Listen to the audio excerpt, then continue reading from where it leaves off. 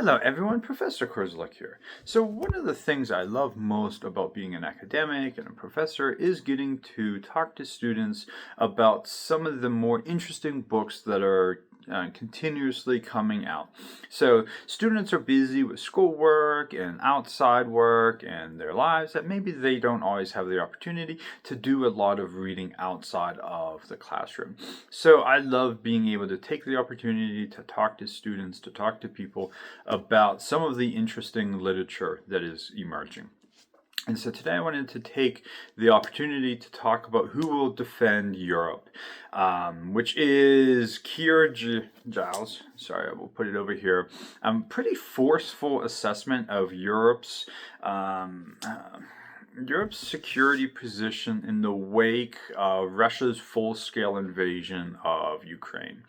So the central question of the book is pretty straightforward and urgent and relevant to the political and international security climate that we find ourselves in.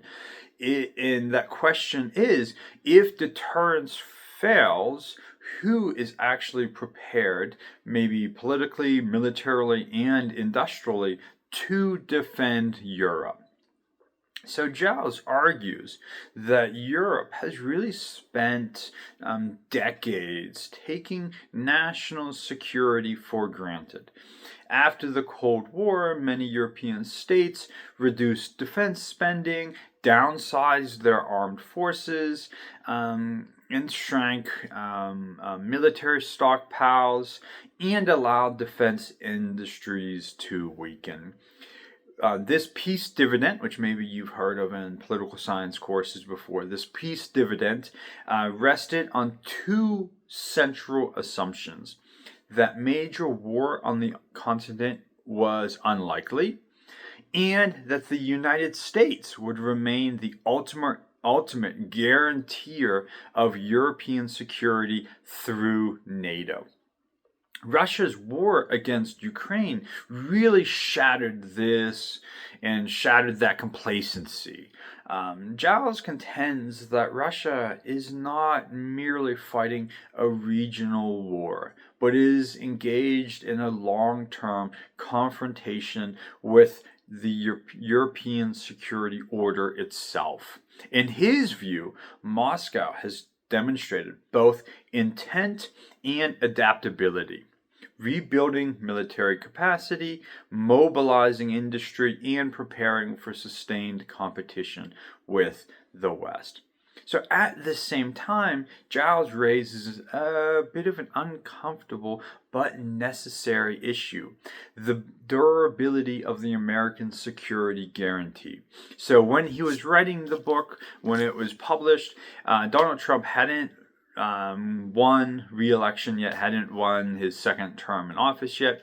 So Giles talks a lot about what will happen if Donald Trump wins that next election. What will happen if Donald Trump comes back to power with this America First mentality, with this mentality of maybe pushing Europe to be more of its own defender. So he's writing with this in mind. And while NATO remains intact, we know that domestic political divisions within the United States and the strategic pivot towards the Indo-Pacific does introduce uncertainty on the European continent. Europe, Giles argues, Europe can no longer simply assume automatic U.S. Support for its defense. So this central theme really is the book's core tension. Europe is collectively wealthier and technologically advanced, yet structurally underprepared for the emerging and continuing Russia threat. Many militaries face ammunition shortages, limited deployability, weak logistical depth, and insufficient industrial surge capabilities. Procurement remains slow and fragmented across national lines. Political decision making oftentimes lags behind the strategic reality. And so for Giles, the issue is not just about spending levels, but also strategic mindset. He argues that Europe must transition from a crisis management posture to one grounded in deterrence and preparedness, meaning resilience, planning, industrial revitalization, and increasing industrial output, force readiness, and political seriousness about war prevention. The structure of the book looks at the US and then the UK and then NATO, saying the shortcomings, highlighting the shortcomings of these positions, saying and creating a policy perspective of where these countries need to go to be better prepared for the threat of Russia across Europe. So, the book ultimately, through these chapters, we're looking at the UK, looking at the US, looking at NATO, the book ultimately serves as a warning. If Europe does not assume primary responsibility for its own defense, it risks strategic vulnerability. The question of who will defend Europe is not rhetorical. Giles' answer is clear. Europe must be capable of defending itself. Again, throughout the book, he talks about what would happen if Donald Trump won election and then pulled support for European defense. So Giles is running at a time where there's concern of this, and he's saying, okay, Europe needs to take a more straightforward role in its own defense. So to me, one of the book's strongest feature is really its clarity and accessibility. Giles writes with pretty good strategic precision and avoids bureaucratic abstraction that you sometimes find in national security books. The argument is pretty accessible without sacrificing analytical depth. It's definitely approachable to people that are rooted in national security, that are reading a lot of national security books, or someone that is just interested in, okay, what does the future of European defense look like? So it is both valuable because of that for policy audiences who are really deep into national security, and for maybe my students of security studies. Sorry, my dog it's almost walk time and she's very excited. So second, the book effectively connects military capabilities to political will. Rather than focusing narrowly on simply troop numbers or budgets, Giles situates defense within broader questions of industrial policy, alliance credibility, and deterrence theory. He shows that preparedness is systematic, not just operational. And third, Giles brings deep expertise on Russia to the analysis. His understanding of Russian doctrine, Russian signaling, and strategic culture gives the threat assessment quite solid coherence.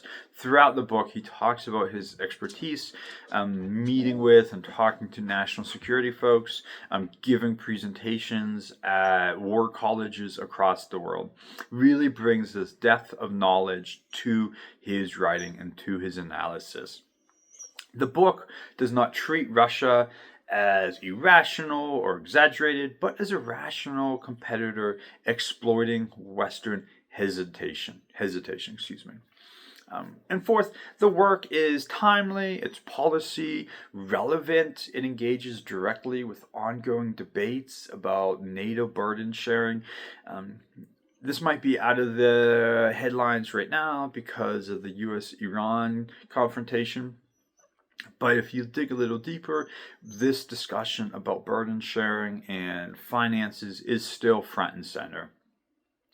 It connects to European strategic autonomy, ammunition production, and long-term deterrence. It speaks to current decision-making, not just historical reflection.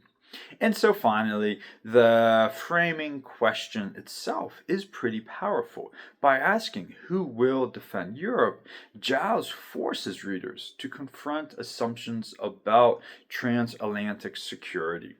The book works precisely because it challenges complacency and pushes the reader to think about um, um, credibility and responsibility for national security making.